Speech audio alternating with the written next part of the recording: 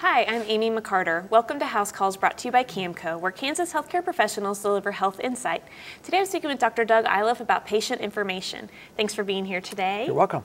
Now, is it a problem for you when patients bring you information that they've found on the internet? People wonder about that a lot, but it's really not. And the reason it's not a problem is that when a patient goes to the internet, they're getting themselves halfway educated already. They're going to know something about the terminology, they're going to know something about anatomy, and then all I have to do is to straighten out their misconceptions.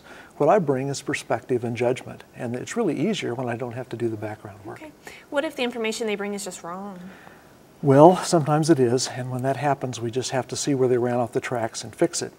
There's a lot of quackery out there, and quacks are very persuasive people. They usually have an advanced degree from Harvard, and they start out their pitch by giving you a whole lot of true information to give them their credibility. Then they switch to the pitch.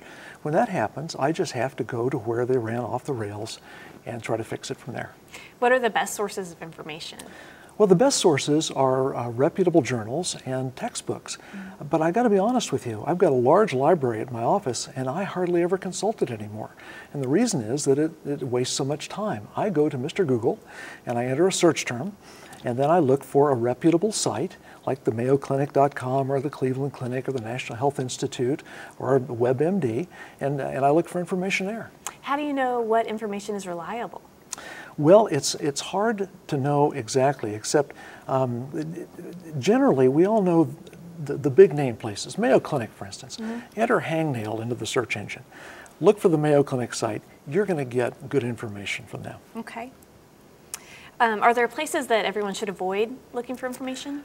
That's a good question too. It's hard to say definitively.